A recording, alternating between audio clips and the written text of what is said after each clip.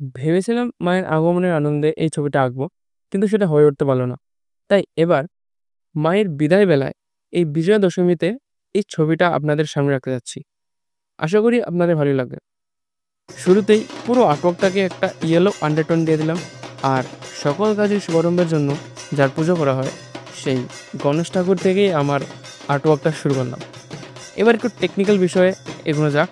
তাই এবার আমি ফোরগ্রাউন্ডটাকে সবার আগে শেষ করব। তো আমি যার জন্যে বলেছি ফোরগ্রাউন্ড আগে করব, তার কারণ হলো এই যে ধুনুচুগুলি আছে সেগুলো। কারণ এই ধুনুচি থেকে যে ধুয়োটা উঠবে, সেই ধুয়োতেই আমি সকল দেবদেবীদের আচ্ছন্ন করে দেবো, তাদেরকে কাইন্ড অফ ঢেকে দেবো।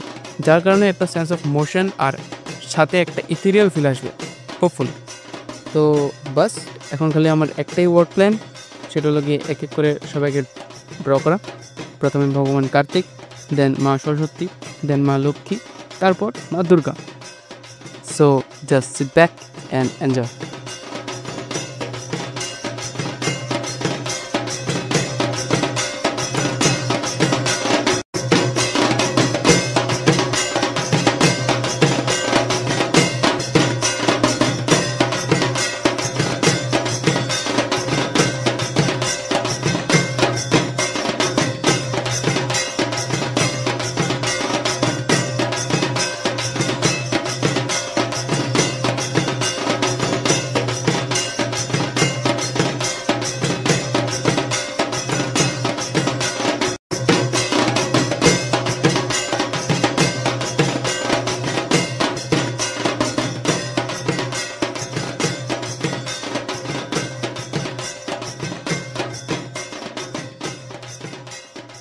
কিছু কিছু ছবি কোনো প্ল্যানিং, কোনো আগের অভ্যাস কিছুই মেনে হয় না।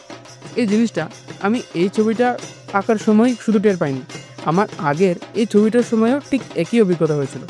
কিন্তু তার মানে এই না যে কোনো প্ল্যানিংয়েরই দরকার নেই আর্ট করার ক্ষেত্রে।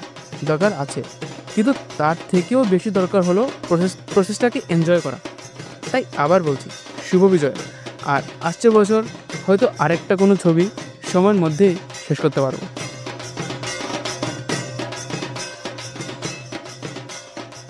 তো এবার রিভিলটা করা যাক।